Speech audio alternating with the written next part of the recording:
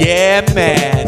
Welcome to the Yotas Yotas Yotas podcast, where we talk about everything Toyota. See what we can find out about this Japanese truck. Adventure stories. Lance got the fucking COVID, so fuck. No. Yeah, I'm cooking your food with COVID. Rigs. I'm accessorizing on the trail. Or some shit came loose, I'm just trying to tighten that. Anything that has the T on it, we love it. That's what happens when you buy a big truck. You gotta fucking get in there and keep her happy, you know what I'm saying? Can't be fucking around. You gotta get your whole body in there. I hope you enjoy, because we enjoy bringing it to you. We're your hosts, Captain Berg and Captain Lance, and welcome aboard. What's up, everybody? What's up, Lance? Hey, what's up, everybody? What's up, Berg? How's your Thursday going?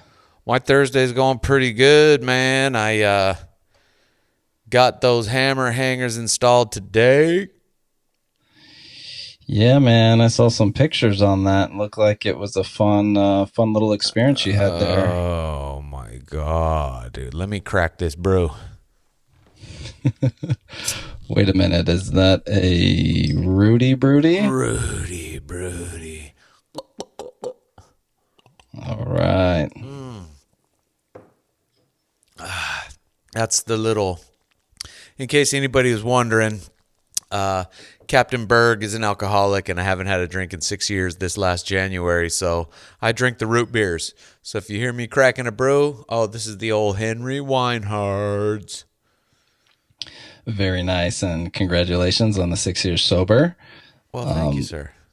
Absolutely. I am myself not sober, but I think I would be what you call a normie, so I can drink with moderation. Normies. Sometimes. Sometimes. I hear that. I mean, I'm very similar with the root beers. Some occasions I'll have one, and some occasions I'll drink a freaking six-packer. When we're camping, I'm definitely pounding. Yep. Yeah, so hammer hangers, dude. Oh, my gosh. Let me tell you about the rivets. So, when I had my Tacoma, I looked into the hammer hangers, and I saw the tutorials of, removal of the factories, installation of the new, but it's been some time. So walk me through your process. How did you start with removing the hammer hangers, the factory ones? So the first thing I did was I jacked the truck, put chocks under the wheels, jack stands, took the tires off, jacked the truck up so that I could get full droop. Once I got full droop, I put a couple small jack stands under the axles, and then I disconnected the rear leaf shackle from the hanger. I did not remove the leaf springs. I figured I would leave those on. I just removed the bolt from the lower part of the shackle to the hanger itself, the factory hanger. And then at that point, I broke out the grinder and proceeded to grind off the heads, the accessible heads of the rivets. So those would be the heads on the outside of the truck. So the heads, there are two heads underneath that you can see from the leaf, and then two heads up on the frame that point outward. Grinded off those heads. And once those, go ahead if you had something. Yeah. So are these like a single-headed rivet, or is there another head on like the inside of the frame as well? There's another head on the inside of the frame. Oof. Okay, keep going. And actually, on the first one that I cut off on the passenger side, I went under the rig and I did cut the head off of the one that was on the inside, but it was such a pain in the ass getting up under the frame and the cross, that cross member. Cross member? Yeah, and I was like, nah, fuck that. I'm just going to cut the fronts off. And then I had read something on the archive deal, on the archive garage thread. I'm sorry. It was on the archive garage website itself under the descriptions for the hammer hanger, somebody did a review, and he suggested buying smaller drill bits. So I went and picked up some drill bits today. I got a couple of DeWalt drill bits. I got like some little 1/4 inch guys or 3/8 guys, because this guy said drill some pilot holes and then use the 1/2 inch drill. And I thought, well, that was a really good idea, because then it kind of, you can cut into it and then it gives you something to bite into, a little more bite on the 1/2 inch drill bit. So I did that. I put pilot holes in with the small tip drill bit, and then took the 1/2 inch drill to them. Yeah, that's always a good practice. That's the same steps I took to install my sliders on the Tundra, because they're bolt-ons, and some of them you have to drill holes. So I did do the step up drill process. So that's good. So you basically just knocked off the visible rivet heads, like the outward facing and down facing heads, and then started to drill. Yep, that's what I did. And okay, let me take a breath. Take a sip of that Rudy really quick. Yeah, let me get a drink. Get some sugar in your blood, and then. So yeah, back to So the drilling was a pain in the ass, big time pain in the ass, because you're working at some angles around the hanger, the factory hanger. I mean. And then also you have the fender well and the fenders. So I'm getting leverage from my arm off of the fender. So my arm is kind of chewed up. And then just getting that drill, it was a pain. So once I drilled through, once I could kind of see like frame, then I took a punch and a big fucking hammer and just hammered them. And the side-facing rivets popped a lot easier. They popped out pretty quickly. But the downward-facing rivets took more, and that's because they are riveted through the cross member, and then there's like a washer plate. So you have to, there are like 3 layers, not just the frame. There's the frame, and then there's the cross member piece, and then there's like a little washer thing up there that's attached. I don't know what it's like another piece. So you have to really drill through a lot of that before you can punch. And I did find that my drilling wasn't necessarily centered on the bottom up through. Oh boy. Yeah, so I kind of got sideways, and as you're drilling, half of the rivet, like you drill through the rivet, but part of the rivet is hanging like a stalactite, because you're not drilling through I'm shimmying. So that made it was difficult. It was difficult. And then okay, so just to be clear, we're drilling a 1/4 or 3/8 drill bit as our pilot.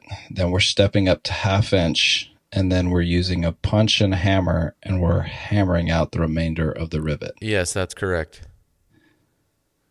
And how long did it take you per side to get these?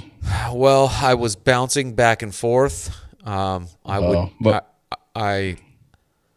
want to say, because I would get tired of being on one side of my body, so I would go over to the other side of the truck and start working on the other direction. I don't know. I just got. Yeah, you had to balance out the muscle fatigue. Yep. Well, maybe how long did it take you for the total job? And maybe not so.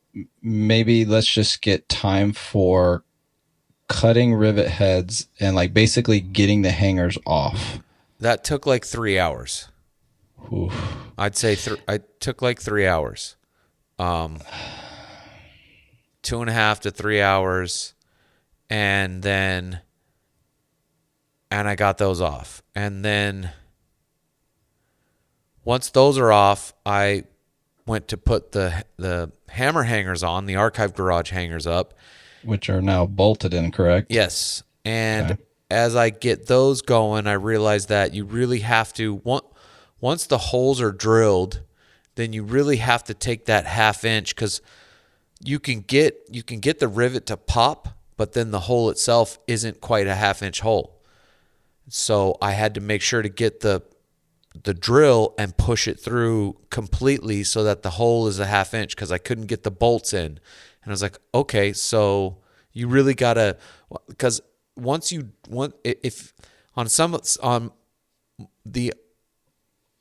on the upper ones, the side facing ones were much easier to get a center drill, and once you drill through, the rivet will pop, but there's still a little bit of metal left, so you got to just push the drill through to make sure, because I couldn't fit the 1/2 inch bolt through. And then that makes total sense. Yeah.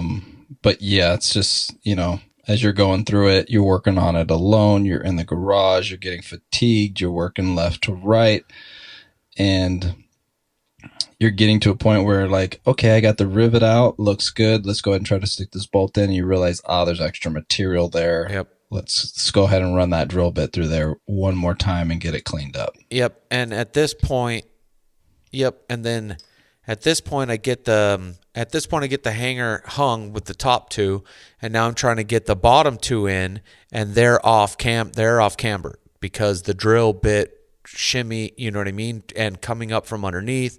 So my hole isn't a perfect hole. So now with the hammer hanger on, I'm kind of pushing the drill through the hammer hanger hole to make sure that I'm getting and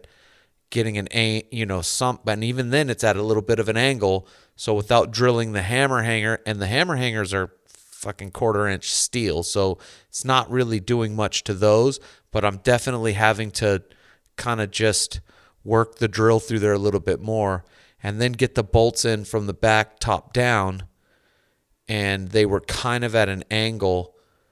One thing I found, so one of the things that on the bottom ones, what I found was, once the top two are out and you have a good drill on the bottoms, you don't have to get the rivet fully out before you can pop the hangers off. So you come around the back side, and you can get a screwdriver in between the frame and the hanger and hammer the screwdriver in, and it'll pop the hanger loose from the remainder of the thinned out rivet that you've drilled mostly out. And so then once the hanger drops, now you have a bunch of room to get your drill in there and finish drilling out the rest of the hole and rest of that rivet that's stuck to the cross member kind of deal, and punch it through. And that. So you got the side bolts in, the bottom bolts are not lining up, and you do some drilling, and you're able to drop those bolts in, but they're at an angle. Did you just tighten them, or did we make those holes more center and get them straight? I did the best I could to center the holes, but really the bolts were kind of in at an angle, and so I just tightened them. Yeah, that's a tough one. When you got a already hole that's drilled and your two holes that you're trying to line up are off center, I don't really have a good solution for that. I mean, kind of what you did is probably what I would have done, but if we have some very skilled mechanics that are listening, and we know that you are listening, please leave a comment and tell us, lame weekend warrior mechanics, how to fix that whole situation. Because I've run into that before too, and it's tough when you have a hole that's not lining up and you have to drill it out. It never really works out for you unless you make the hole really big. Yeah. And like I said, I kind of used the hammer hanger itself as a guide once the top were in, and I kind of just lightly drilled and tried to press through. But even then, and I think if I would have taken the lead, but that's the tricky part, because I didn't want to. I wasn't going to break the leaves from the axle and break the U-bolts, because that's a whole nother thing. I mean, I just, that wasn't going to happen. So I think I did the best I could. And the hammer hanger's pretty solid and the hole in the hammer hanger's solid. So as you're torquing it down and tightening it, the bolt does straighten out, and I could hear it kind of, I could get, get a little pop, ping, pop, and it would shimmy into spot. And once it's in spot, it's straight. And I think that hammer hanger just kind of helps you, it aligns itself, once it's in there and it's torqued. So, I mean, I've experienced that before too, where it'll kind of work itself out and adjust. Without seeing it, I'm not sure if like if it would have been better to take off the the spring from the axle, but they say once you loosen off those U-bolts, you should replace them. But I've used them like 3 or 4 times. But don't tell anybody. Don't tell anybody else. This is not on the World Wide Web or anything. Right, Just keep it between us. Well, I ain't going to tell nobody else. So yeah, at this point, and then the other fun part about it is grinding is one thing, and I can grind and the hot things hitting my hands, no biggie, But the part that got me the worst was laying down on the ground, pushing the drill upward, and having the metal shavings from the drilling dropping down on you. Now those fuckers are hot, and that was, I was like, okay, I'm not gonna lay here on my rolly. Dude, my brain doesn't work, dude, when we're podcasting. The fucking slider with the roll. What do you call those things? I'm sure there's people listening going like, it's this. Yeah, the dolly. It's called a creeper. That's it. The fucking creeper. That makes me think of the Chola Fit, dude. Oh yeah, creeper from Chola Fit. So, yeah. So anyway, so I was going from laying down, trying to find a good spot where I wasn't getting showered in hot molten fucking drill shards. And then at this point, I'm covered in metal shavings. There's metal shavings going down my butt crack from laying and rolling in the metal shavings. It was fantastic, dude. I love it. I'm sure, like I do, the audience probably has a lot of questions on how you got shavings in your butt crack, but it sounds like you were taking safety second, and I will commend you for that, because you probably should have been wearing a long sleeve shirt with some gloves and safety glasses. So I started off with a short sleeve, and then after a little bit, I decided, I should probably go put a long sleeve shirt on. So I did, and that's probably how the shavings got down, because there were shavings on the shirt. I didn't take my other shirt off and shower in between. I just went and grabbed the long sleever, put it on top of the shirt I already had. So I'm sure that there were shavings in between that were now working their way down in between the shirts and down into my... In between your cheeks. Yeah. Exactly. Well, I only give you shit because I know that I've done the same thing, and you get down there, you're rolling around, you're working, and you don't think about some things as you're going along. You're more or less focused on like, how am I getting this off, and using the right drill bit, using all this, doing all this stuff, that sometimes some of the safety stuff kind of slips. Yeah, and I was wearing my glasses, so that's good. That's really the most important thing, right? Yeah. Like a little metal shards in your cheeks and some burnt arm hairs. That's part of the job. Yeah. So then I get the hangers on, I get them bolted in, and then now it's time to put the leaves, get the leaves reattached. And can I set you up for this? Sure. Like a volleyball set. So tell us what our good friend JV hooked you up with. Okay, go ahead. So my good friend JV took these hammer hangers off of his rig and sold them to me for a bargain price, and I was very happy. JV. Thank you, JV. And so, everything's going well. I got a bag of hardware. And so now I'm going to get through all this stuff. The hard part is now over, according to every thread that I've ever read. And so I go to put the leaf springs back on, and I take the factory bolt that I took out of the shackle, and I stuff it back in. Now, if anybody's done leaf springs before, they know that these leaf springs, one, are very hard to get the shackle bolts lined up. So you have to get I got my shovel in there, the stick of my shovel in there so that I can pry down on and wiggle the freaking leaf springs so that I can get the bolts to line up. And if you have the Old Man Emu HD springs, like heavy duty ones, right? Yes, that's correct. I think they are the ELOR096s or something like that. I forget the part number. Yeah, that sounds. It doesn't sound right, but it sounds very close because those are the same ones I had on my Tacoma, and they are a pain to work with because they're a little bit more heavy duty than the factory. Yep. So, yeah, okay. so I got my shovel handle in there to kind of pry down on the leaf. And I get the bolt in, and I had already anticipated, because there isn't very much room in between the backside of the shackle mount to the solid backing of the hanger. And I was like, well, I'm definitely going to have to get this in there and then get the bolt in there and then start the bolt before you punch the thing all the way through, because there isn't very much room in there. There's only enough room for the bolt head to get in there, and then you kind of screw it. So anyway, as I'm wiggling this, and I'm kind of I got my hammer on it, and I'm banging it through. And as I wiggle it, the bolt slides all the way through, and it hits the back of the hanger. And I was like, oh shit, it doesn't go all the way through. The fucking bolt hits the back of the hanger, and there's a good 1/4 inch gap still on the outside of the bolt.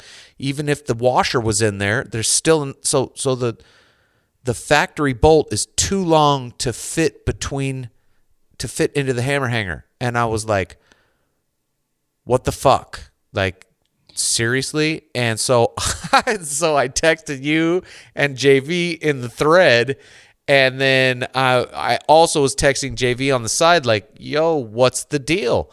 And JV breaks out his shackles that he took off, and he's looking at the bolt, and he's like, well, I think maybe this is the bolt, and looks like he must have forgot that. I guess maybe Hammer Hangers sends a shorter bolt that fits their setup because the factory bolt's too long. Now I'm like, well, fuck, I'm fucked. What do I do now? Like, thanks, JV. So, in this text message chain, he did take full credit for dropping the ball. He said, for those keeping score, JV forgot to provide the new shorter archive bolts for the shackle mount. And so he did take credit for that. So we will let him slide this time for owning his mistake. He's going to get a lavender bag. He's definitely getting a lavender bag. Only this lavender bag isn't going to be just lavender bag. He'll have to listen to the podcast to realize, if you're keeping track. Well, JV, if you're listening, and we know that you are listening, you are going to get a lavender bag, and it will have something, a surprise, very nice for you inside. So before we finish your solution for these long bolts that aren't working, and you said you were using your shovel handle for prying. Is that an OSHA approved pry shovel, or? No, it's a Home Depot special. Very nice. Well, when you're an at-home mechanic, you will find anything and everything that will work. And I've been there and done that, but I just wanted to ask if it was been blessed by OSHA or not. Well, I mean, it probably went through some kind of safety inspection before they sold it for gardening purposes. And I mean, it's a big fucking wood stick. So I figure, what else would I use? A pry bar, like a crowbar? I think I would have tried to use the crowbar, but I don't even think my crowbar would have been long enough. So I would have really needed some kind of longer pry. I probably would have got the shovel anyway. I'm not quite sure what else to do. You know what I mean?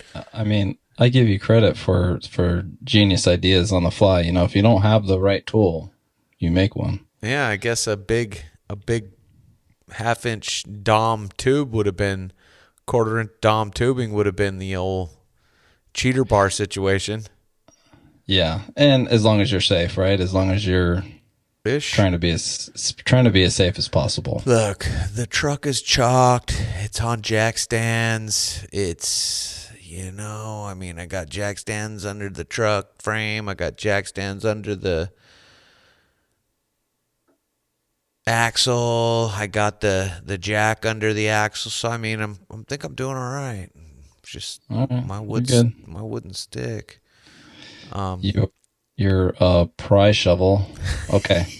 So back to the story of the excessive length on the stock bolts. Yeah. So I mean, what are my options at this point? I mean, I could. So the truck is now halfway in my tiny ass 1-car garage, halfway in, halfway out, and the leaf springs are detached. The tires are off. So I mean, I guess I could jump in the work truck and shoot over to Home Depot and find some grade 8s, you know what I mean, to put in there. I don't know. JV's like, well, I could mail these to you. Yeah, that's not, he said he'd mail them to me anyway, but it's like, okay, I really only have one option here. Head over to the vise, get the grinder, and hack 3/8 of an inch off of the factory bolt, which is what I did. So I hacked off 3/8 or so, maybe almost a half inch off of the tip of these bolts, gave them a little smoothing, got the nut, made sure the nut went on there. The nut, didn't cross thread, got it on there pretty decently, which makes it difficult now because those factory bolts have a little taper on the end of them so that when you put the nut in, it's a nice little taper. Well, that taper is now gone. And since the threads are kind of jacked from grinding and you have that little tiny space back there to get your fingers in, just get your fingers in there and hold the nut in there and push it from the other side while I'm wrenching with while I'm trying to pull. Well, first of all, I have to pull down on the shove on the OSHA approved pry mechanism and then wiggle that leaf spring so that I can get the bolt through just enough so that the threads are exposed, just the head of just the tip, just to see how it feels. Oh boy. You can get pregnant off just the tip, right? Oh, you can get pregnant off of just the tip, according to many sources. Okay, just as long as the readers know that, I don't want them to get too excited and just think the tip is. Yes, you can. Yeah. But don't do it in Texas because abortion is illegal. It is? I don't know. I'm being a smart ass. Oh, okay. No, I think it is. I was just kind of playing off the little joke there, but. So we got just the tip in. Just the tip. I got the tip. I'm busting my nut with my fingers. Yeah. Just the tip, fingers in the nuts, and it's being a pain because of the edges are a little like. Yep. And now so the driver side I got, it went smooth. Got it in there. Didn't take too much finagling, but I mean it did. And then every time you drop the nut, if the nut falls back into the little gap of the hammer hanger, you got to get a screwdriver and pop it out. So I got that side in. I got it torqued. Nice. And then I go to do the passenger side, and the passenger side was not a nightmare. Yeah, it was. But I got it done, and I got it torqued, and I got the truck back together, and got her on the ground, and then I took a shower. Did you take it for a test drive? Because when I was doing research on these hammer hangers, the amount of positive reviews that I've read about them, and it gets even more so if you do the cross member on it. Like it was my next mod before I got rid of my truck. So how was that test drive? The test drive was great, and the hammer hanger is fantastic. So I think it's going to take a little bit more time because I kind of just drove up to the store to grab some Rudy Poos and then came home and took some dips, but I did notice that the rear end is a lot tighter. It feels a lot tighter. It feels more firm. It feels a little bit more responsive. But I think it might take a little bit more time, get on the freeway. I did hop on the freeway one exit down when I came home, and it felt, she felt good on the freeway. She feels solid. I think it might take a little bit of time, running her around town and figuring out some things for me to really, really notice any kind of difference. Yeah, definitely. Yep. I could only imagine that that's the case. I've done things to my truck, and it's taken me, a couple drives to really go like, oh, I do really, really notice this now. You just have to put the truck in different situations, and it might even just be off road that you'll really notice too. Yeah. And maybe in a few weeks you can report back to our listeners on how the truck's going with that, and if you've noticed that the springs feel less stiff, if it handles better, if you plan on doing the crossbar, things like that. Yeah, the crossbar sounds like it'd be a pretty cool idea, and I'll definitely report back in a little bit. But yeah, like I said, a little couple mile drive up the road. I did notice though turning, and I did notice that there are a couple of lumpy turns around the house here that I take all the time, and I did notice that she's more responsive, kind of making a right turn over the little dippy whoopie doos and the cracks in the road kind of deal. I noticed that she's not as jumpy, so you can kind of feel that there's not that little ass wiggle, and the tires are staying planted. So there are some little noticeable differences, but again, yeah, it's going to take a little bit of time.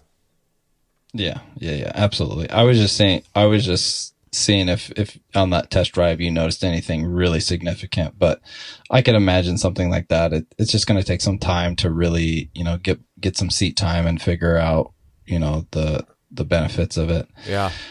And do you have like a rough estimate from start to finish on how long it took you, just so our readers, if they're deciding, or listeners, not readers, if they're going to decide to do these hammer hangers, like, the duration from like, parking the truck and then grabbing that jack and to rolling the jack away? How long? Let me, if I look. And it could be just a rough, it can just be a rough estimate. Yeah. Look at some timestamps of like text messages and all that stuff. And that's what I was just going to do. See if you can find that. And just so people kind of know, like, okay, it's roughly going to take me 3 hours once I've got the truck in the air and I start grinding rivet heads to when I'm bolting in the hammer hangers to the frame. And then I guess like total times. So I'm going to say you can pull it off in 3 hours. Total? Yeah, I'm going to say you could probably pull it off in 3 hours.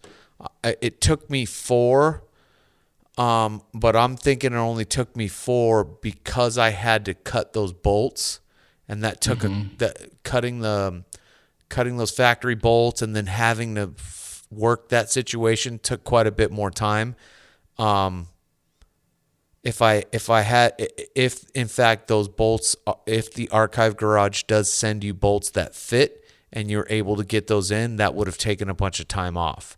But having to finagle those bolts the way that it did, I think that took me an extra hour. So I would say 3 hours for sure. I mean, I would give myself 4 anyway, just because, you might have to play the Game of Thrones or grab a brew or, and also if you can have a homie, that would always be a benefit too, but that doesn't always happen. Yeah. On both my rigs, I've had some help, but a majority of the work that I've done by myself, and you can always use a second set of hands. So if you got any friends, even if you can get started and they can come over later and help you out in a pinch, or, take the drill and start drilling when you get tired or fatigued or whatever, that's always a benefit. Absolutely. I have a couple questions for you. Sure. It's mostly just for me because if you know me, you know that I love working on trucks. And if you were in San Diego, I was working when you were doing this, but if you had done it on the weekend, I would have been over there helping you from start to finish. Absolutely. Only because I used to be a mechanic myself, and so like I really enjoy it, and I like doing it for fun. I don't like doing it for work, but I love doing it for fun. So my first question is,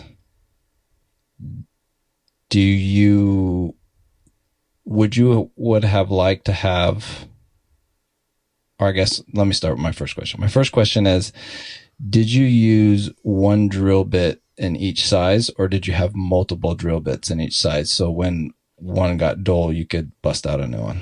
So, actually only used one of each. I bought multiples. I bought 2 of the 1/2 inch, and then I bought several of the smaller ones because I wasn't sure. But I only ended up using one of each. And so I probably will take those. I'll probably take the other ones and return them because they're still in the package. But I bought the DeWalt. It's a gold color, and it's a DeWalt friggin' drill bit, 1/2 inch drill bit. And then the other ones, I forgot what brand they were. I could go look. They might have been DeWalt too. Okay, yeah, because when I drilled through my frame for my slide on both my trucks, I bought 2 of each, and I used both, and I don't think I still have the drill bits and they're still working, but I knew that, kind of like you said, you're upside down, you're drilling on the frame, you're in awkward positions. I didn't want it to be any harder than it already had to be. So I ended up actually using 2 of each size. So I was just curious on your experience, on what you had, and I'll always recommend buying multiples. And if you're like me and you just want to get through it, I would use them all. And then if you're like Berg and just like, we're gonna hammer this thing out, then at least you have the extras just in case. Yeah, that's, I think at a certain point too, which is just me being stubborn or being, I think at a certain point I'm so just wrapped up in, I'm just going to hammer this thing through and push harder, that I didn't even think to open the other drill bit. But that's, now that you say that, and if I ever have to do something like that again, that's always a good idea. If I was like, I'm going to go work on the other side, let me put one drill bit for the driver's side and one drill bit for the passenger side and just swap them as I go over there. But I think as I'm shuffling my ass over there, and I'm just putting the drill to the hole, and I just kind of was, I'm going to do this. Mm-hmm. And I think even if you were just using your pilot drill, using the same one through, but then for the large one, maybe, changing it out, going new or something, even works. As I think that's what I did on my sliders, is actually use the same pilot drill, just because it usually goes through pretty quickly. Yeah. Because it is so small. But then the larger one gets it to where, sometimes it hooks because you've already kind of got that hole. So it starts putting, those little gouges in it. And then especially as you're trying to like wallow it out, like if you're trying to wallow out one side and still haven't drilled the other side, you're gouging that drill bit. So at least get multiples of the largest hole one that you're going to use. And then your pilot, I would always have an extra just in case, but you could probably use the same pilot all the way through. That makes sense. That makes a lot of sense, actually. I mean, I did buy the 2. I bought the 2 because I figured I you know what I mean? And I think that's just my own stupidity, really, is just, I'm just going to just keep going. You know what I mean? I'm fucking just going to hammer. Don't be a pussy, Berg, and push harder. Get through the fucking metal. Whatever. Well, there's that. And then there's also like, you're thinking about so many different things and all that stuff. And sometimes you just forget that you like have these extra drill bits that would make life a little bit easier. So it's it is what it is. You got through it, and it didn't take you like eternity to get through it. Yeah. I mean, if it took you like 5 hours when the estimated time was 3 hours, then we might have, been like, oh, you should have used the extra drill bit or something, But JV, yeah. you could have sent me those bolts that came with the archive hangers so that fit in the fucking thing. That gee, thanks. I guess. Burn. We know you're listening, JV. Oh, so it's JV's fault, huh? Not your fault with the drill bit, huh? Okay. Yeah. That's full deflection. We will deflect everything onto JV for the rest of the episode. Yeah, fucking JV.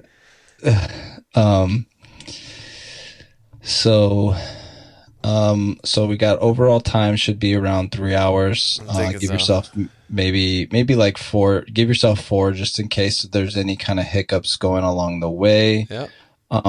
And okay, so I have one last question for you about this process. Is there anything that you would do different about the process? So like you kind of walked us through the process and kind of what you did, and you did kind of mention that, I figured out that, once you get the side rivets off, you can kind of pry underneath, and once you get that rivet head off on the bottom, you can kind of pop off the rest of it and then go from there. Was there any other like tips and tricks that you kind of learned along the way that would just help somebody? Like maybe, you decided that you weren't going to remove the leaf pack from the axle. If somebody had, an extra set of U-bolts, or just decided, they didn't care, but it would make life easier on them, would you recommend that? Just any tips and tricks that you kind of picked up along the way? Yeah, I think.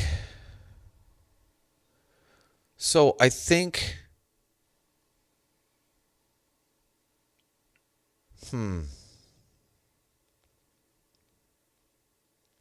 So I think tip number 1 would have been to go ahead and email okay. So number 1, I bought it used and it didn't come with instructions. So I'm relying on, go to Tacoma World or ask the homies about torque specs or, that kind of thing. And so during that process, earlier today, I sent an email to Archive Garage asking him for the torque specs, and he sent me the installation. He sent me the installation download. Now, had I bought it brand new, it would have come with that in the box or in an email. So what to do differently would be to prepare better. And again, that's kind of my thing. I wasn't necessarily planning on doing it today, but I happened to have an early day at work. So I was like, fuck it, I'm going to go home and install these things today. I'm just going to get into it. And so as I got into it, so obviously preparation I would have done differently, prepared more. But again, I got a wild hair, and sometimes I just get a wild hair, and I mean, that's just my style, that's just kind of how I go. So I do have some comments on that. And I do appreciate the excitement and everything, because I do the same thing. Like if I get something in and I haven't done the full research yet, I get excited and just want to install it, and I haven't asked or did any prep or done anything. Yeah. But my main mode of operation is to prepare, over prepare, psych myself out, and then go, oh, that was easy. Okay. So preparation. And I had one question that kind of came up when you were talking about emailing him for instructions. They don't have that on their website. No, I couldn't find it on the website. And that was what because today, while I kind of did my little half day at work, or, I was kind of flipping through the web here and there in between, like looking for that information on the website and couldn't find it. That's why I came across that thread where the dude said drill the pilot holes, because I was looking for, the torque specs or some installation guide, and then I scrolled all the way down and got to the comments. Excuse me. And in the comments is where the dude said something. So that's what I was actually looking for, were the torque specs. But again, I was going to do the thing on Sunday. This Sunday, I was going to do it after Mini-Me got picked up because I have Sunday 10 a.m. Mini-Me gets picked up, and I was like, perfect. After 10, I'm just spend the rest of the Sunday 10 a.m. and get into it. So, and then today I ended up getting off early, and I was like, what the hell? But I am kind of that way anyway. It would be better to prep. Sometimes I do. A lot of times I'm just winging shit, dude. Like I don't know. I get wild hairs and I want to do it now. Oh yeah. No, yeah. I think we all get there, especially when, I don't think you were planning on getting, any hammer hangers anytime soon, but, JV decided that he wanted to sell his truck and, offered you some of the parts. And so it was this like last minute kind of thing, and you get pumped and amped. Everything happens so fast, and before you know it, you get a half day of work. You've done not no prep, but you've done little prep, and you're very just little. Like, I'm just gonna knock this thing out, and I can appreciate that. I think we all can. I did want to give a shout out to Mini-Me, aka Quinn, your daughter. We follow you on socials, and we got text message chains and stuff like that, and I see pictures of her, and she's just growing up, and almost growing up too fast. And it's pretty wild, but she seems very, very cool, and I know you're a good father, and so I just want to give you a shout out for that as well. Well, thank you. I appreciate that. Little baby Quinn, she's something else. So if you still have anything left as far as tips, I know we covered more prep. We covered if you get the side rivets out, that you can pry and get the bottom rivets off if you've already ground off the heads. Yeah. And then I did ask the question about, do you think it would have been beneficial to pull the leaves off? Well, at least from the axle. Yeah, I guess the thing I thought, I don't know. I was thinking, I guess you could detach the leaf from the front hanger, and then maybe you could wiggle the axle, and with it all attached to the axle, but then you have brake lines and stuff. So, and then you'd have to, I don't know, you know what I mean? So I really don't think, but the one thing that I did notice in the instructions, I think in the instructions, it suggested that you bolt the hammer hanger to the shackle before you bolt the hanger to the frame. I think it said that in his instructions. And I thought, hang on, let me understand that. Is that you're bolting the leaf spring to the hammer hanger and then bolting the hammer hanger to the frame? I think that's what it said. Actually, okay. I can open it back up. So I was just curious on that, because I don't think I understood when you said it. So and that way, if somebody else didn't understand it, it might make more sense at this point. Let's see. Remove hanger rivets, grind heads down to flush to hanger, save drill time. Center punch rivets, drill 1/4-inch pilots most of the way through. The lower holes have washers welded to the X member and should be drilled to 1/2-inch diameter clean through the welded washers so they don't distort and can be retained. If the springs are installed, bolt shackles onto the rear spring eyes first before hammer hangers go on the frame. So you did that backwards, though. Insert the M14 shackle bolts only through the upper shackle hole from the inboard side with threads pointing out, or threads may scrape the hanger tube.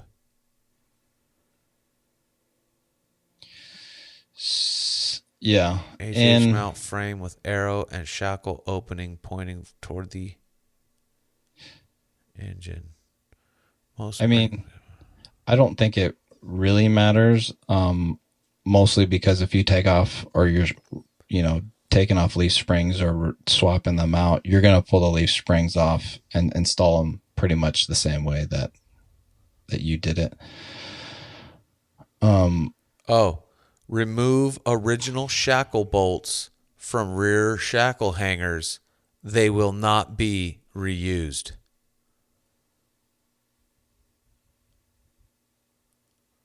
It's because they don't fucking fit.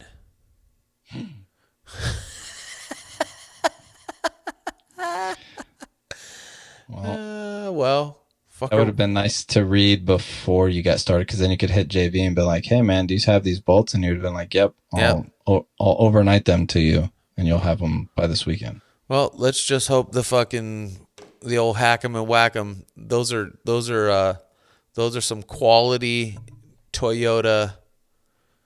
Those are some quality Toyota bolts that I hacked. So I don't think taking the tip off degrades the integrity of the entire bolt, but yeah, I mean, if you clean off all the sharp edges, I think you should be good. And then you can also still have JV send you those ones, and then when you get the time, when you're back there doing something, you can just throw them in at a later date. yeah, get the OSHA approved.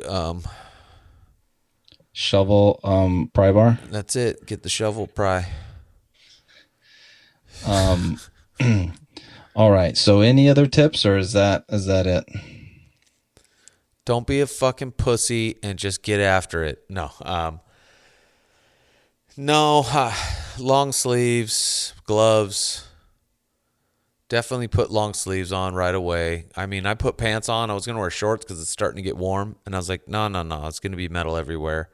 And I didn't put the long sleeve on. So you definitely want long sleeves, especially if you're doing, metal shavings. Always a good idea. Make sure that you put your tube of Loctite in like a little container where you maybe have your nuts and bolts. So as you're rolling around frustrated and rolling, you don't sit on your tube of Loctite and squeeze it all out so that there isn't any Loctite left for the passenger side, because that's pretty much what I did. That's amazing. Yeah, I saw the picture that you sent to our chat, and I was like, "Oh man, yeah, I can totally relate." I looked down and was like, "Oh, there goes all my Loctite." I had just enough, like squeeze, like really squeeze it and shake it and get the last little, like the toothpaste. You squeeze the toothpaste thing and roll it down and squeeze that last bit of Loctite out of there just to, yeah, fuck. So the other thing that I do when I do my suspension is I'll torque everything, go exercise it. I like to throw torque paint on it so you can easily see if the bolts have backed off a little bit. Yeah.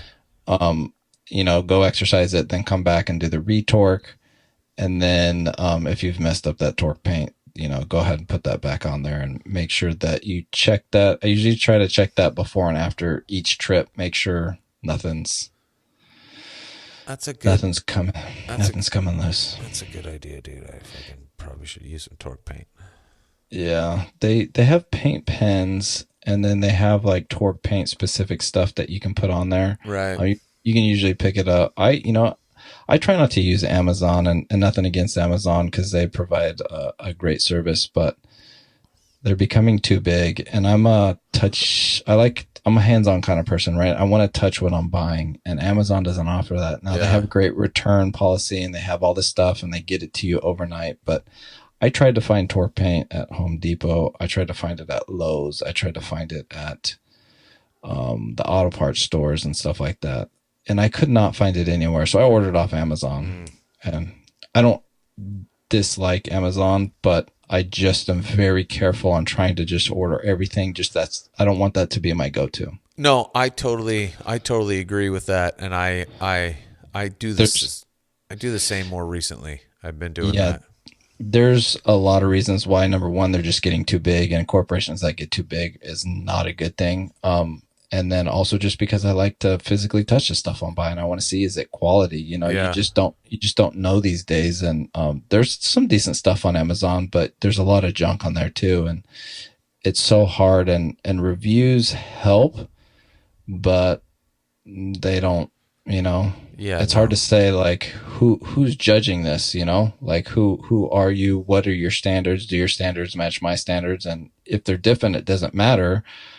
There's nothing, you know, there's not a problem with our standards being different. But if the thing doesn't meet my standards, but it met like, you know, 1,000 people, it might look good and I'll get it and I'll be like, oh, this is trash. Yeah. And then you can return stuff. I've done it. It's a pain in the butt. It's easy, but it's also a pain in the butt. It's like, oh, if I could have just gone to my local store and touched it, I would have known I didn't like it, or I would have, you know, if I had to return it, I'd just jump in the car and drive a block or so. Yeah. The Amazon return things are not in a convenient location for me. So when I go to return stuff, I hate it. So anyways, but yeah, you can find that torque paint.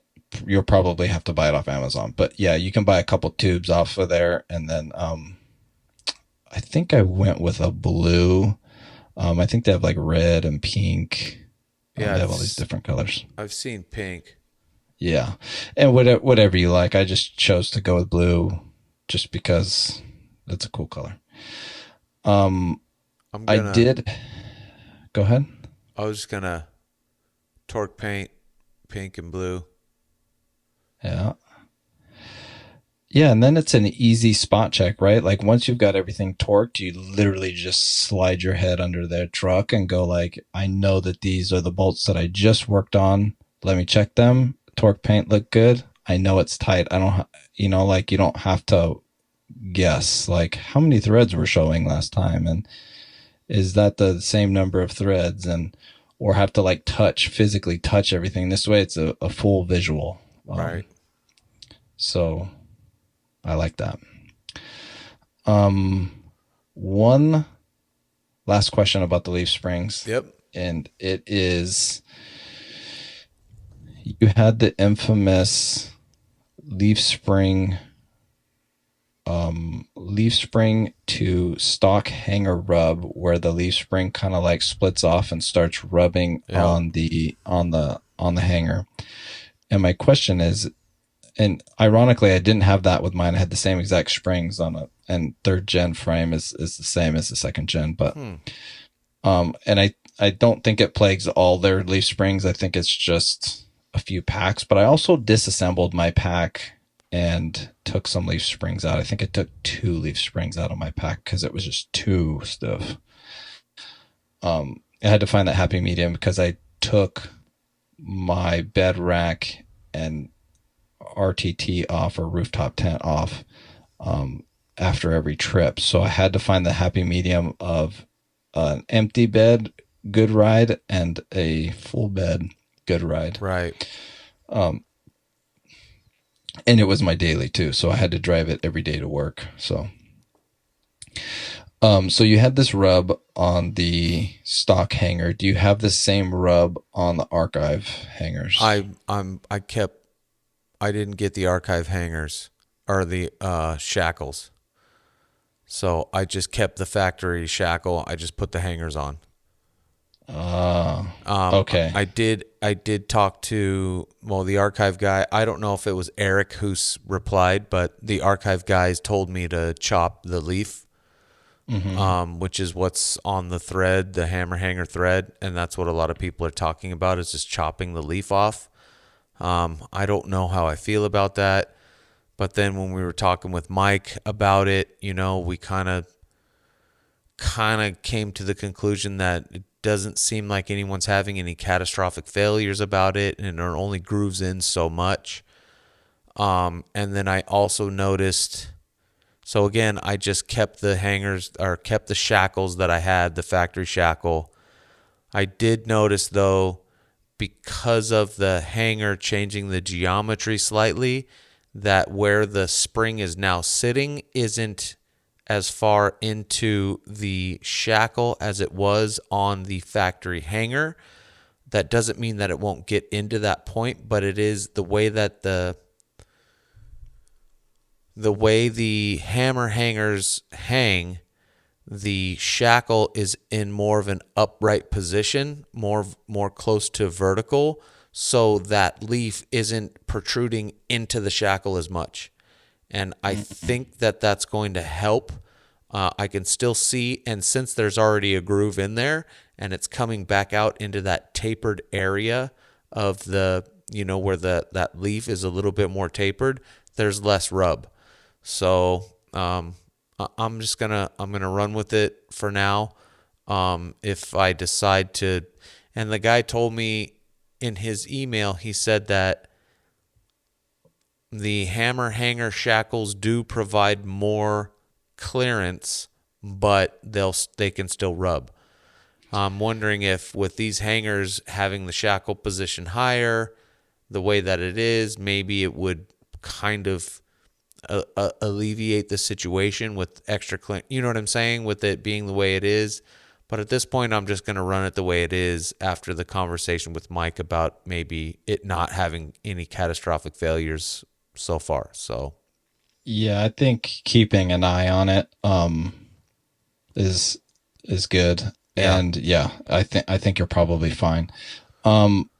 With that said, so I know that when you do the hammer hangers and you have a certain set of springs, they usually recommend a certain set of shackles. And I don't remember that combo. Is the factory shackle recommended still for those springs for the old man emus, or did they recommend a different shackle? I think they always recommend at least their 3.6 inch length shackle, which is the factory basically replacement.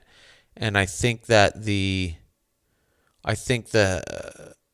Tacoma factory hanger is a 3.4 inch, shackle is a 3.4 inch shackle. Theirs is a 3.6 inch shackle. So, I mean, I imagine that I could get if I wanted to get the best bang for my buck, I would go with the 3.6 inch. There is a 4 inch shackle, but I think that one is more, which can give you more droop. It will provide more droop if that's what you're looking for. Mm-hmm. But I think if I'm reading that all correctly, that the 4 inch one are more for spring under axle conversions to get that extra droop out of it. So if I was going to go with their shackle, one of their shackles, I would go with their 3.6 shackle. Okay, yeah, that makes sense. And that might come at a later date, but it's just, I was just curious because I read all that stuff many moons ago today, and so I was just trying to figure out.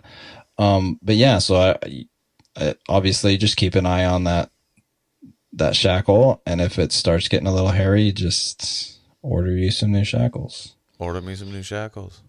And problem solved. And or you could, while you're replacing them, cut the spring too if it just makes you feel better. But the springs are probably pretty tough to get through. I don't know. I've never cut a leaf spring. Yeah, and I was reading about that and what guys were talking about prying it open and wedging some wood in there to get a gap. And also on these leaf springs, there's these leaf springs, they have the little plastic insert at the ends of each leaf, and that's supposed to help with the noise because old man emus were rubbing and noisy, and that was a big complaint. So now they put these plastic deals inside of them, and I don't know. I don't know. I felt like taking my chances with the rubbing was going to be better than cutting the leaf. I don't know. And he sent that in his email when I asked him about the shackle. He said, look, our shackle has more clearance, but cut the leaf. That's the design flaw. And I was like, I don't know. Yeah. I mean, I haven't looked at it yet, and I don't know, but either way, I don't think it would hurt to cut it. But those things probably are pretty tough to cut. And, like I said, I think if it started to cause a problem with the rubbing through a full shackle, then maybe cutting is the solution, because I'd rather do that than lose a shackle on the trail. But it sounds like there's been no real failures on that end either. So I feel like, yeah, and run it. yeah, I feel like if there was a failure at this point, it'd be pretty well known, because something like that would be, oh well, this thing caused a failure, and people would be screaming about it, and you know what I mean. Something would have come up about that, and there hasn't been, and old man Emu would have probably taken the time to fix it, perhaps, and make sure that that's fixed if it was causing failures of that, of that category, if you will. You know what I mean? And since there's not, I think it's okay. Yeah. So, yeah, I guess there's two schools of thoughts. There's one where people are seeing this problem and they're cutting it so there won't be a failure, and or people, only some are cutting it and the other people aren't. And so, like, the people that aren't are showing that, hey, it's not that bad. It's fine. It only rubs so much through and it's fine. Yeah. The best thing is to just keep an eye on it. And if it starts to look hairy, replace them and maybe cut. And if it's fine, then just run it. I wonder if the longer shackles would change the ride characteristics of it, or if it just adds droop. Yeah, I don't know either. I did like I said in a previous podcast, the lift shackles, the total cast lift shackles on my Tundra.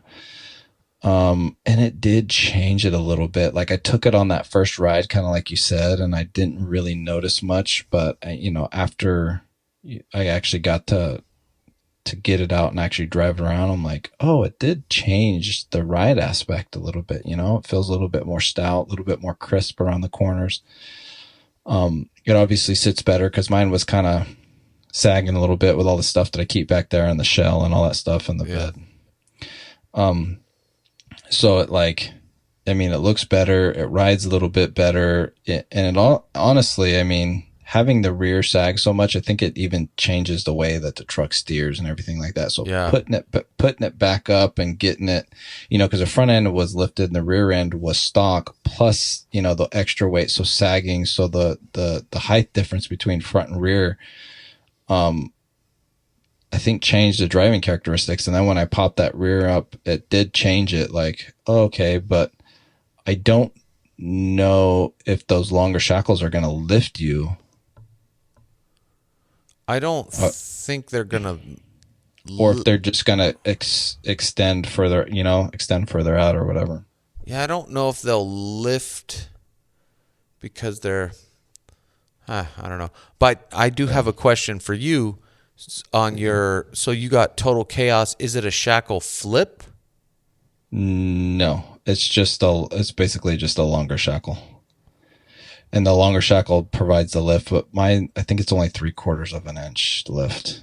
See, and for some reason in my head, I keep thinking if it's a longer shackle, that's going to pull the leaf up instead of pushing the leaf down, which in my mind, pushing the leaf down would give lift because you're pushing the truck up. But am I making? Yeah, but the longer shackle would push the leaf down. Because it puts more pressure. Yeah. Okay.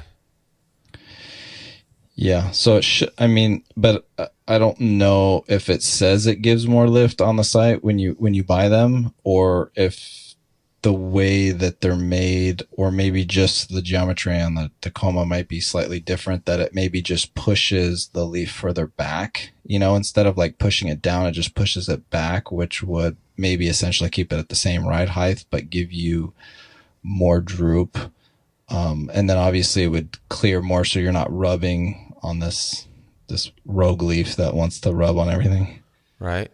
I think that's what I was noticing, because I think that I actually think that the back of the truck does sit a little bit higher right now, but I don't think it's because it's actually providing lift as much as it's providing, like you said, the geometry. So it's providing more of a bow, or allowing the spring to function more properly. So it's getting does that make sense? I'm not sure what kind of word, like it's putting a little bit more torque onto the leaf. So the leaf is pushing down and probably operating functioning better than it would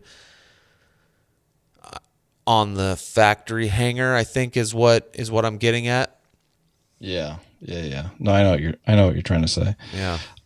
Definitely, I read a lot of good things about the archive hammer hangers, and they just keep improving too. Before you don't think they could do anything better, and they're like, oh, we discovered this, and Right. and I know that the Tundra is pretty stout. Like, I don't think it is plagued with the same problems as the Tacoma, but I would love something like that for the Tundra to just really like brace up that back and make it operate better. But I mean, I already want to replace leaf springs and do all that stuff. But yeah. What is the factory? So the next time I see you, I'm gonna stick my head in there and look at the hanger, the factory hanger, and compare to what the difference is of what it looks like compared to. Oh, compared to the Tacoma? Yeah. I mean, the Tundra is obviously rated to tow more, which means that everything has to be more beefy,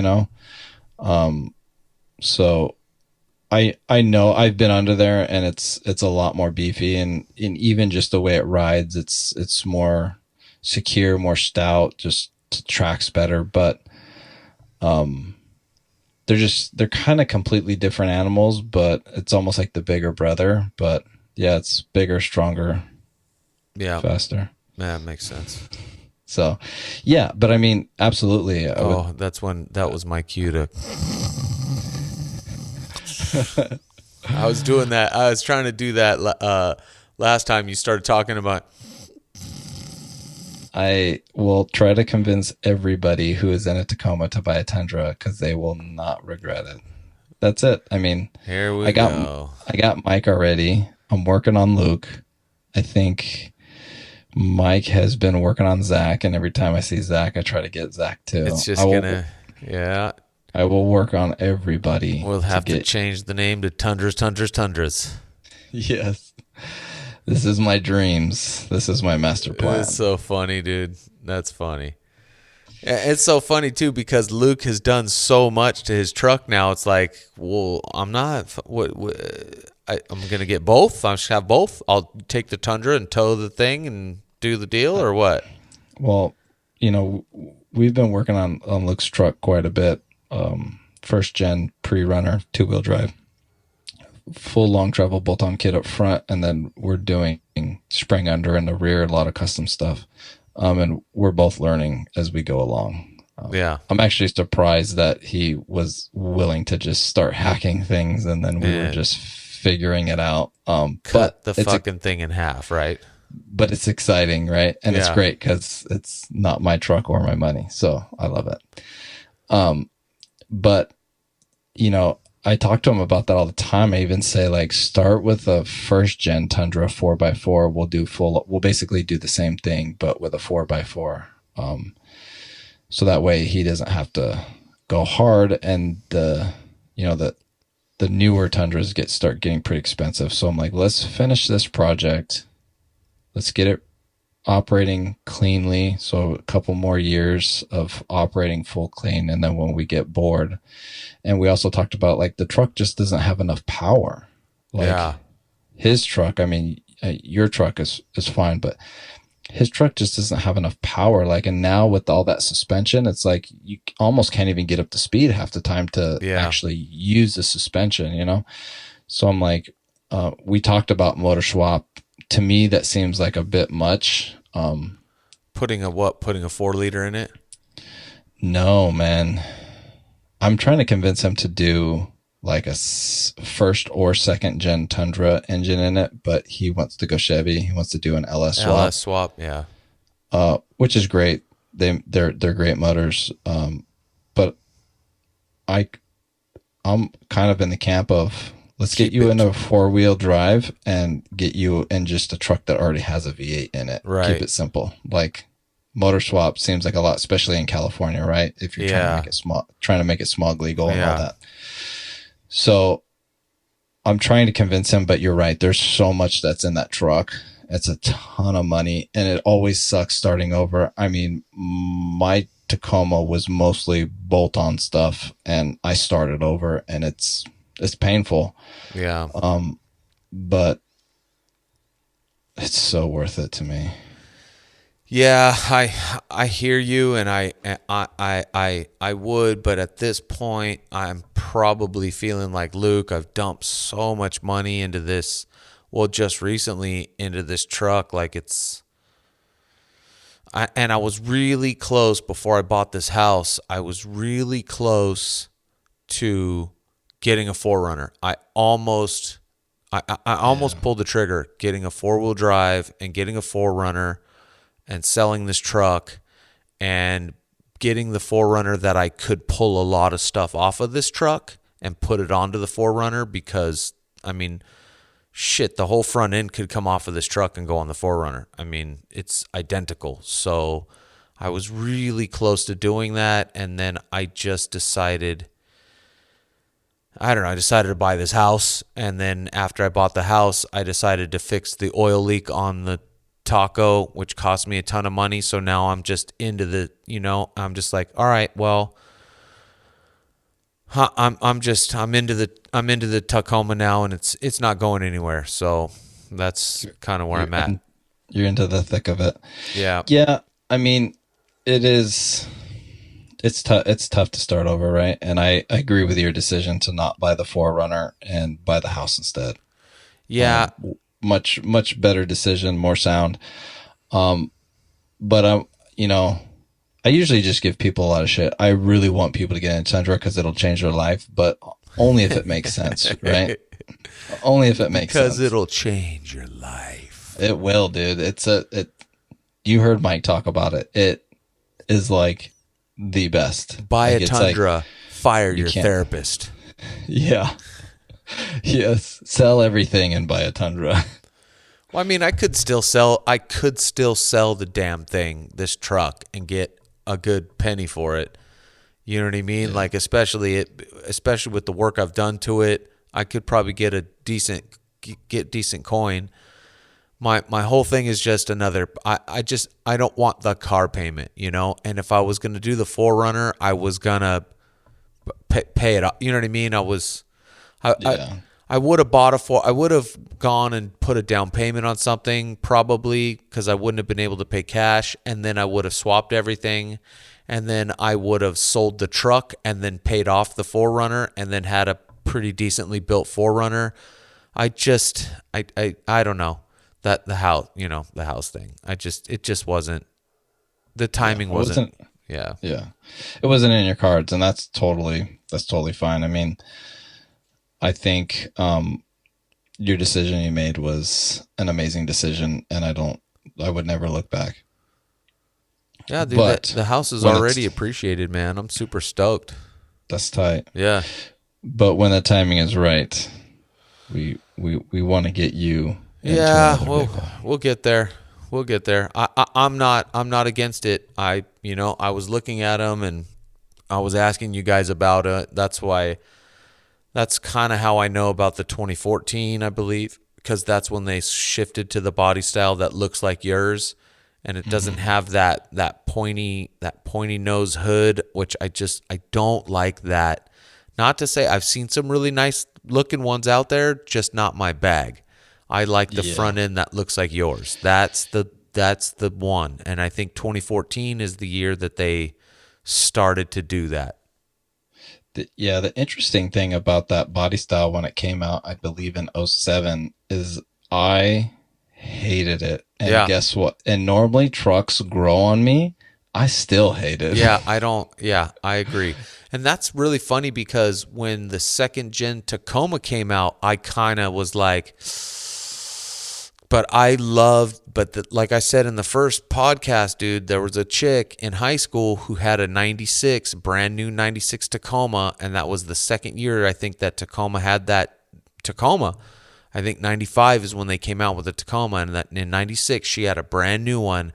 And I love that. So that first gen Tacoma just holds a special place in my heart. And even when they kind of, in 2002, they kind of did that thing where they shifted it's the 1.5, if you will. Still a good looking truck, but just that 1.0, the first gen Tacoma is such a beautiful truck. But the second gen grew on me over the years. Like you said, it just sort of grew on me. And now that I have one, the second gen is just, I mean, it's a freaking really good looking truck. And Yeah, the second gen is, I think, at this point, like the most iconic Tacoma. It's like its heyday. It's one of the best looking. It has like the best engine in it. They did really good with the second gen Tacoma. my homie Scott, the homie Scott, he's a Chevy guy. He's got a Chevy. He's got a Colorado Z71. Nice truck, dude. It's a really good truck, dude. I like that truck. But he always gives me shit because he's like, yeah, dude, fucking Toyota Tacoma, dude. It's a dime a dozen. It's the dad truck, dude. Dime a dozen. And I always say to him, yeah, dime a dozen, still a dime piece, playa. Nice. Yeah, Luke's really into the Chevy. He really wants a Chevy. He'll drop something in a chat to me. He goes like, I want this, but you won't let me have it. Yeah. And I really like the LS engine, and that's roughly the only thing I like about Chevys. But if he were to get the Chevy, full support, I would learn a lot about Chevys because I'd probably be helping them work on it and doing all the fun stuff. But we don't call ourselves Yotas Yotas Yotas for nothing. Like, yeah, man. Yeah. And I just loyalist, and it doesn't just come with just being the fanboy kind of thing. Like I said, I'm an engineer is what I do for work, and all of like manufacturing engineering is based off the Toyota way and the way they manufacture cars and parts and do everything. All of manufacturing that we know today is solely built off the ideas of the Toyota way. So it runs deep with me. It's not just because it's cool. It's not just because, like Tacoma World. It's because I genuinely wholeheartedly believe in this product, and it's, their number one, selling vehicles across a few different, models and types and stuff like that. And they just crush, man. They got it figured out. I mean, they're not the, I think every vehicle has their issues and stuff and things that you wish it had. Like, I wish the third gen Tacoma had a V8 in it. It's big enough too. It's about as big as the first gen Tundra. Why don't we have a 4.7 liter V8 in it, or at least an option? So like, they don't do everything like perfect, and they're not the perfect company, but they just make vehicles that will just last, and they're fun, and they're like the Tacoma is like purpose built. Like, that thing is meant to go off road and like do the dang thing. And guess what? It does it, and IFS at that, you know what I mean? Like, it's not gonna maybe rock crawl as well as like a Jeep out the box, because they're solid axles up front and they got the short wheelbase and they got the things, but they do phenomenal otherwise. And I've taken all their stock trucks out and done the same thing that everybody with their built trucks is pretty much done, kind of thing, obviously with limitations, but they just do phenomenal, and they just keep running. The torment that we put these trucks through, and they just keep running, it baffles me every day. Yep.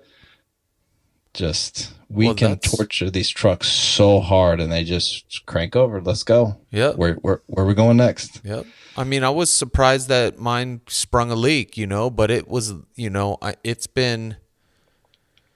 but it's a common thing on that 4 liter. That's the thing. That's the timing. It's the timing cover. Then that's where the leak happens. And my guy, so I'll give a shout out to my dude, Patrick, over at Transparent Auto Solutions in Tempe, Arizona. He's a Toyota mechanic. He used to work for Toyota. I think he worked for Toyota for a decade at least, as a service tech, and then went out on his own. And so, I mean, he knows, he's a Toyota driver. He's got multiple Land Cruisers. I mean, he's a Land Cruiser guy. So, but he knows Toyota inside and out. And he's done several, I've seen him do several of these 4 liter And it's the same thing. It's the timing cover that leaks. And when you do the timing cover, you pull all the, so that's what mine was. And he's like, look, dude, the first time I brought it to him 4 years ago, I noticed it then. It was just a little tiny little seepage. And he's like, dude, it's just seeping, dude. Don't even worry about it. Just run it. Like, this thing's a workhorse. That's what it's, you know what I mean? Don't worry about it. And then over time, as I would bring it to him, and then this last time, I don't know, a couple months back, he's like, look, dude, just let it run until you got a puddle in a driveway, and then we'll take a look at it. And so it started it won't be in the driveway because it hits my fucking my skid plate, my Pelfrey built Legacy skid plate. It started to hit the skid plate, and he goes, yeah, it's going to be about time. He's like, maybe, and this was 3 months ago before I bought the house. He was like, yeah, maybe in about 6 months, we're definitely going to want to take a look at that. And then also because of that, the rear seal, he's like, the rear seal had a little bit of a little bit something going. And he's like, dude, you know what I mean? Like, yeah, let's do it. And so I had the coin, and he ripped it apart. And since he's pulling that whole thing off, he replaced the rear seal and everything and sealed up the whole thing, pulled off. I think when you do that, you pull the timing cover off. You pull the oil pan, you pull the rear seal, and I think you pull the valve covers. I think all of those come off and get resealed. So that's basically everything but the fucking head gasket. Wow. Yeah, I remember you sending us pics of the engine pulled and all the goodies off. Yep. Yeah, it looked pretty intensive. Yeah, and then he's like, dude, this thing dude, you ain't gonna have any problems, man. This thing's gonna last you another 10 to 15 years. So I'm like, word. And in my opinion, it's an investment. And in my opinion, it was worth every dollar spent. So, and that's the idea. If it gets me another 100,000, another 150, I mean, she's at 230 now. So, I mean, you figure 230,000 miles. It's a 2006. It's a 15-year-old, 16-year-old truck that I beat the ever-loving shit out of, and you know what I mean? And put 35s on it. It's a two-wheel drive truck with 35s, and I'm putting my foot into the gas. Of course it's going to leak. Yeah, you run that truck pretty hard, and I love you for that. I don't think any other car manufacturer would be able to handle the torture that we put our trucks through. Nope. Not without being in the shop after every trip. Yeah. Yeah, exactly. So yeah, but yeah, going back, if Luke bought a Chevy, I'd give him full support. And Luke, if you're listening, and we know that you're listening, no, he always listens. He's always asking for early releases. He's like, let me take a listen. So if we need somebody to just listen and give us critiques, I think he wants to be on the VIP list. He might need to be on the VIP list, and I'll talk to him. And if he does, I'll send you his email address. And when you send out the early releases for people to vet, we can add them to. Well, did I? I don't even know if I sent you and Mike an early release. I haven't sent a rough draft of the one with Mike yet, have I? No, you have not. I think I got it down though. That's why. I think I just figured out the only reason I did the first couple was because I didn't know what the hell we were doing, and you know what I mean? And then I edited a little bit, which I shouldn't be saying over the air, but yeah, there were some post edits. But I mean, that's our first podcast or two. We don't, you know what I mean? Like, I'm not going to edit this one, Yeah. Well, yeah. I mean, no edits. I think it's fine.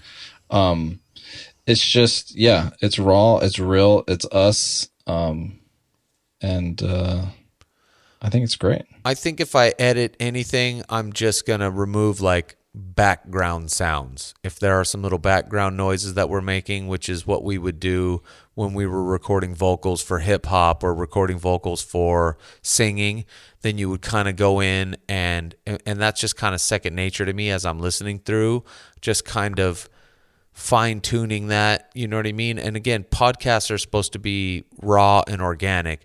And when you're doing vocals for something like, hip hop or something like singing, you want to go in and kind of get rid of some of the little backgrounds or the big you kind of want to dumb those down, and that's why it sounds so great on the album, is because you're not catching all of those breaths and all that stuff, or you know what I mean, little background clinks. You can kind of get rid of, you know, the in between breaths. You can clean it up just so that it has like a professional sound. Yeah. Well, if you know, like I said, I don't mind edits if it makes a slightly cleaner product, but I feel like most of these we won't have to edit too much, which is good because I think we're really trying to put something out that's just genuinely us, and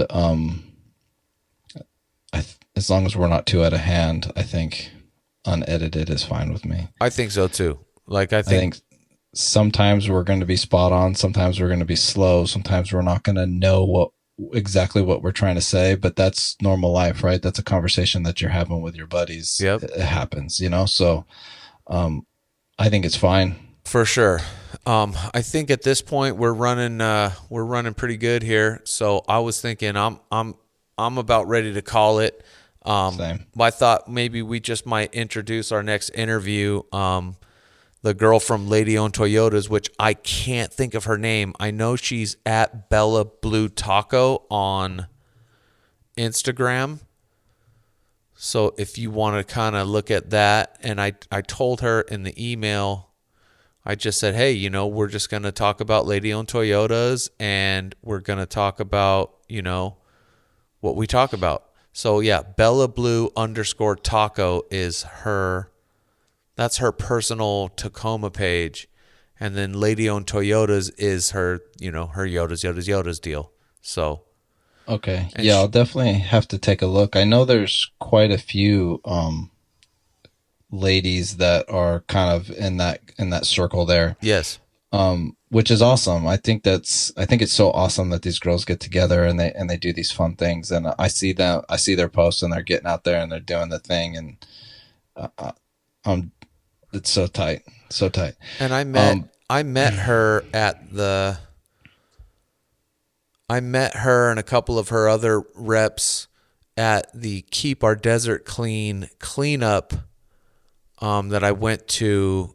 I believe that was in November. I went to a big cleanup out here, and that's another dude we can get on. I could talk to if he wants to get on, because he's got a freaking SAS. He's got a solid axle swap Tacoma, badass, and he runs the Keep Our Desert Clean thing. Seemed like he might be a cool dude to get on. So yeah, absolutely. Yeah. So yeah, one of our podcasts will be interviewing the lady owned Yotas. I guess lead. Is she like the lead lady? Yeah, it's her baby. Bella Blue _ Taco. Bella Blue _ Taco. Perfect. Yeah, I mean, I'm excited to have her on. I'll have to go friend request her on Instagram and, you know, do some mini research, and just I think it'll be a natural flowing conversation though. I think so too. Yeah. All right, brother. All right. Well, appreciate all of our listeners. You know the deal. Like and subscribe. Make friends in the comments. Leave us a comment. And Captain Myrick out. Captain Berg out.